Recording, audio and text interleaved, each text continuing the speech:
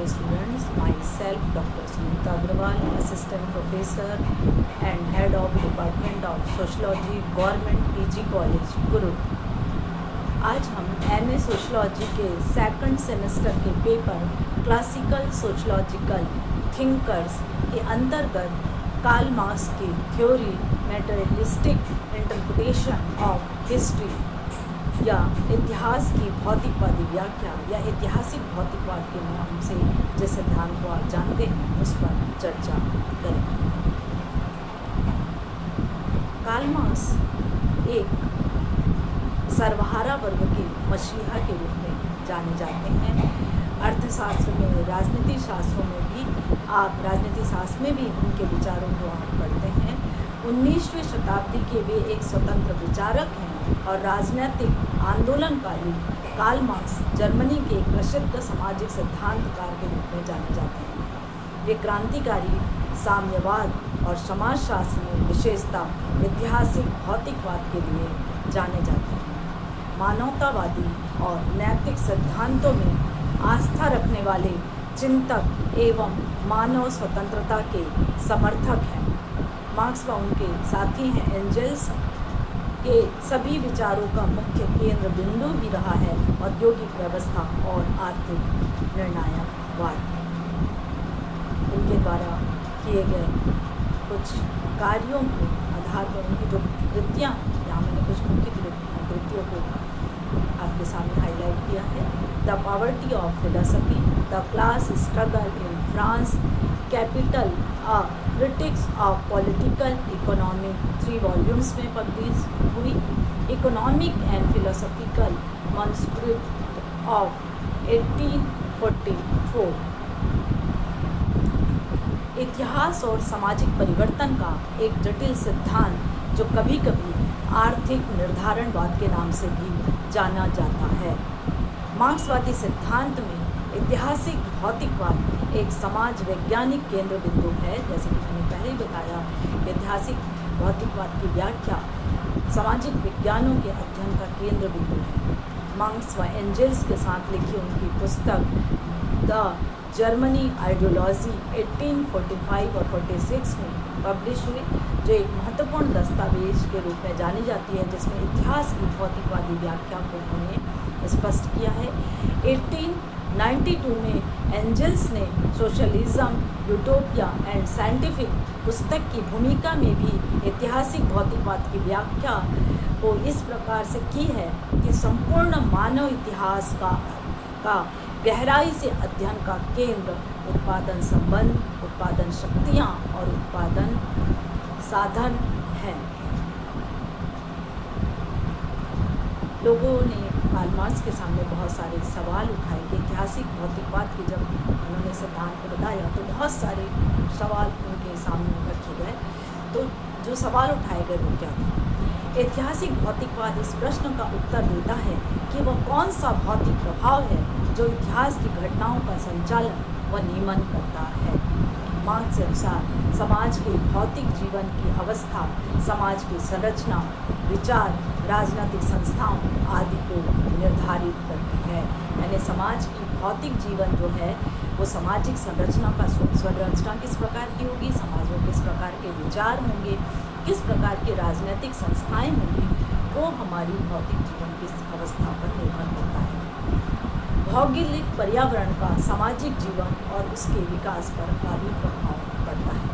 लेकिन जैसी जैसी भौगोलिक परिस्थितियाँ होती हैं वो हमारे सामाजिक जीवन को प्रभावित करती है और हमारा विकास किस तरह से होगा, कितना होगा, किस दिशा में जाएगा, वो भी हमारी भौगोलिक पर्यावरण पर निर्भर करता है। ऐतिहासिक भौतिकवाद के अनुसार भौगोलिक पर्यावरण का सामाजिक जीवन पर निर्णायक प्रभाव नहीं होता। उन्होंने यूरोप का उदाहरण दिया और उन्होंने कहा कि यूरोप में भौगोलिक परिस्थितियाँ वर्षों से उसी तरह से स्थिर बनी हुई है, उसमें कोई भी बदलाव नहीं हुआ, लेकिन वहाँ की सामाजिक व्यवस्था में एक की जगह दूसरी सामाजिक व्यवस्था ने जन्म लिया। अगर भौगोलिक परिस्थितियाँ सामाजिक व्यवस्था को प्रभावित करती हैं तो वहाँ की सामाजिक व्यवस्था स्थिर बनी होती, लेकिन भौगोलिक परिस्थितियाँ स्थिर बनी हुई हैं, लेकिन सामाजिक युग या व्यवस्था पर उसका प्रभाव लगातार बन रहा है। तो ये बताता है कि भौगोलिक पर्यावरण के कारण ही केवल सामाजिक व्यवस्था या सामाजिक जीवन में प्रभाव नहीं पड़ता, यानी कोई अन्य कारक है जो ऐतिहासिक भौतिकवाद की व्याख्या में वो स्पष्ट करेंगे। साथ ही साथ मनुष्य की सामाजिक व्यवस्था के निर्धारण के रूप में जनसंख्या की वृद्धि हो सकती है, ऐसा माना जाता है। बहुत सारे लोगों ने कहा कि जनसंख्या में कमी या वृद्धि जो है वो सामाजिक व्यवस्था के निर्धारण का बहुत बड़ा कारण है, खास करके वृद्धि के लिए कहा गया। किंतु ऐतिहासिक भौतिकवाद के अनुसार सामाजिक विकास पर जनसंख्या वृद्धि का निर्णायक प्रभाव नहीं होता, क्योंकि जिस समाज की जनसंख्या अधिक है वहाँ उच्च कोटि की सामाजिक व्यवस्था होनी चाहिए। उन्होंने कहा कि चीन जैसा देश जहाँ अधिकतम जनसंख्या है वहाँ पर भी उस प्रकार की उच्च कोटि का सामाजिक व्यवस्था नहीं है जैसे कम जनसंख्या वाले देशों में देखने को मिल रही है। तो केवल जनसंख्या वृद्धि होने से सामाजिक व्यवस्था में प्रभाव पड़ेगा ये आवश्यक नहीं है। तो वो कौन से कारक हैं? जैसे हमने ऊपर देखा कि भौगोलिक पर्यावरण या जनसंख्या वृद्धि सामाजिक जीवन के विभिन्न पहलुओं का निर्णायक कारण नहीं है, तो कार्ल मार्क्स के सामने ये प्रश्न उठाया गया, तो फिर वह कौन सी शक्ति है? ऐतिहासिक भौतिकवाद के अनुसार भौतिक मूल्यों की उत्पादन प्रणाली में ही ये शक्ति निहित है। मार्क्स व एंगल्स ने लिखा है कि मानव अस्तित्व का सर्वप्रथम आधार यह है कि मानव जीवित रहे ताकि इतिहास की रचना हो जाए। सबसे महत्वपूर्ण चीज़ है कि मनुष्य का शरीर जब जीवित रहेगा, स्वयं वह जीवित रहेगा, तब इतिहास गढ़ेगा, वह विचार करेगा, चिंतन करेगा, जो भी कुछ वो ज्ञान कला जिस भी क्षेत्र में जो कुछ भी वो निर्मित कर रहा है वो निर्मित तब करेगा जब उसके स्वयं का शरीर जीवित रहेगा, मस्तिष्क तब जीवित रहेगा जब शरीर जीवित रहेगा। तो उन्होंने कहा कि सबसे पहले मनुष्य प्रयास करता है कि वह अपने को जीवित रखे। तो ये लाइन देखिए, मानव अस्तित्व का सर्वप्रथम आधार यह है कि मानव जीवित रहे ताकि इतिहास की रचना कर सके। अगर मानव जीवित ही नहीं रहेगा तो इतिहास कैसे बनाएगा? फिर अब जीवित रहने के लिए क्या आवश्यक है? उन्होंने कहा जीवित रहने के लिए उन्हें सर्वप्रथम भोजन, पानी, कपड़ा तथा अन्य कई आवश्यक वस्तुओं की ज़रूरत पड़ती है, तभी वह जीवित रह सकता है। सर्वप्रथम ऐतिहासिक कार्य इन आवश्यकताओं की पूर्ति के साधनों का उत्पादन करता है। ऐतिहासिक कार्य क्या किया? हमने क्या किया? ऐतिहासिक कार्यों में हमने सबसे पहले क्या किया? तो हमने सबसे पहले अपनी आवश्यकताओं की पूर्ति के साधनों का उत्पादन किया और उसी के माध्यम से हम जीवित रह सके। कार्ल मार्क्स की ऐतिहासिक युगों में जब हम और व्याख्या में आगे बढ़ते हैं तो बात आती है कि मार्क्स के ऐतिहासिक युगों के परिवर्तन की समस्त व्याख्या भौतिक मूल्यों पर आधारित उत्पादन प्रणाली पर आधारित है। बार बार ये कहा जा रहा है कि भौतिक मूल्यों का उत्पादन अर्थात उत्पादन प्रणाली पर आधारित जो इतिहास है उसका अध्ययन हमें इतिहास की भौतिकवादी व्याख्या में करना चाहिए। उन्होंने कहा कि किसी समाज का विश्लेषण उत्पादन के तरीके, उत्पादन के संबंध और उत्पादन की शक्तियों के संदर्भ में किया जाता है। इसे ही इतिहास की भौतिकवादी व्याख्या का नाम दिया गया।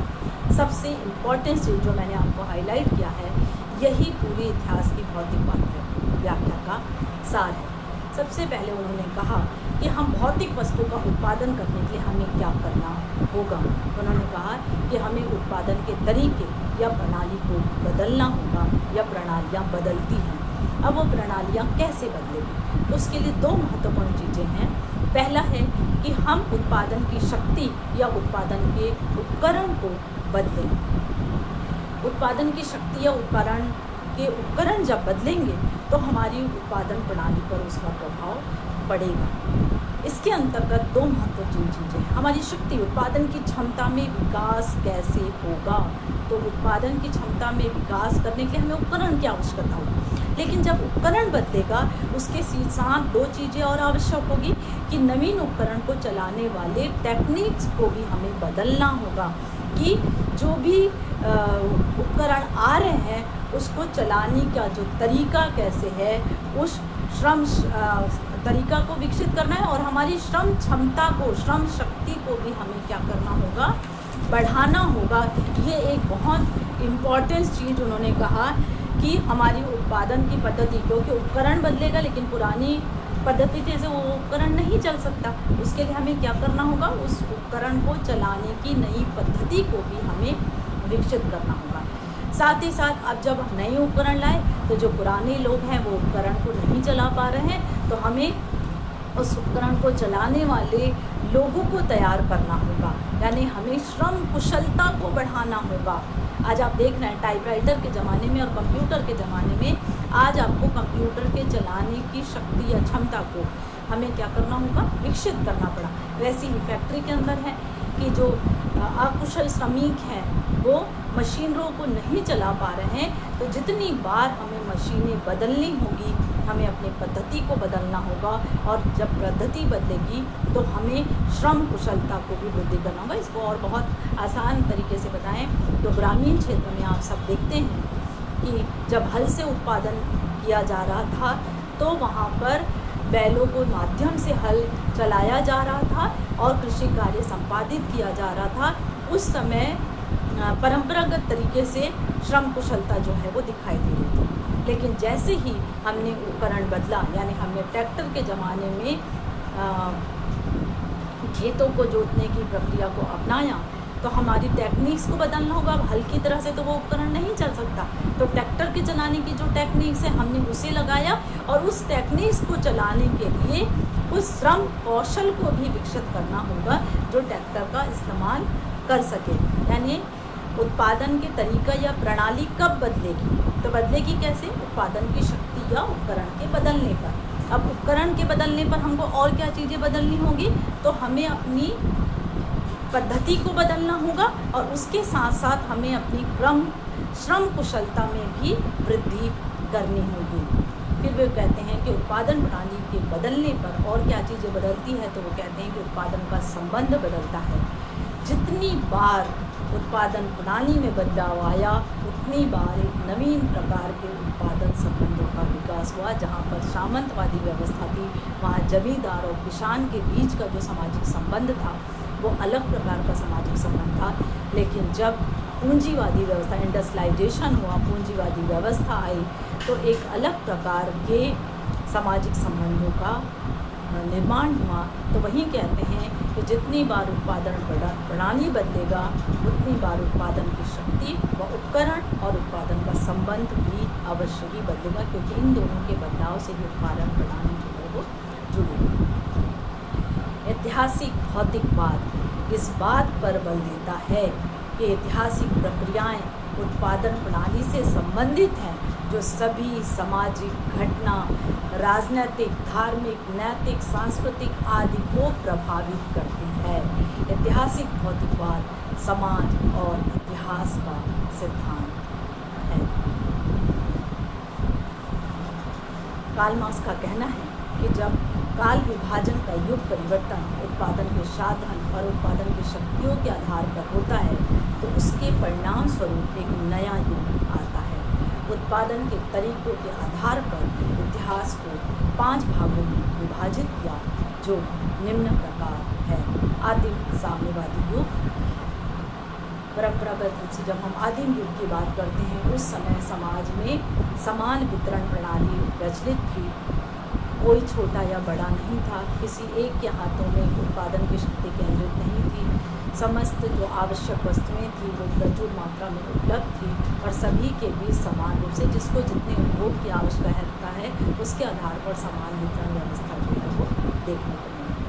उसके बाद आया दासत्व युग, जहाँ पर मालिक और उसके अधीन दास, इस तरह का 2 वर्ग आया, और मालिक जो है वो दासों को वस्तु की तरह खरीद और बेच भी सकता था, उस पर पूरी तरह से उसे अपने कब्जे में रखता था, या जो दास है वो मालिक की अधीनता में रहता था, वह एक वस्तु की तरह देखा जाता था और उसे खरीदने और बेचने का समस्त अधिकार उसके मालिक के पास होता था। फिर आई सामंतवादी व्यवस्था। जब धीरे धीरे उत्पादन प्रणाली में बदलाव आया तो कृषक सामाजिक व्यवस्था का जन्म हुआ, जहाँ पर जमींदार और उसके अधीन कार्य करने वाले किसान थे। अब किसानों में भी एक अर्धदास किसान थे और एक ऐसे किसान जिसके पास अपनी उत्पादन की ज़मीनें नहीं थी या कम मात्रा में भी थी। वे जमींदारों की अपने स्वयं के खेतों में भी उत्पादन करते थे और जमींदारों के खेतों में भी जाकर वे उत्पादन का कार्य करते थे।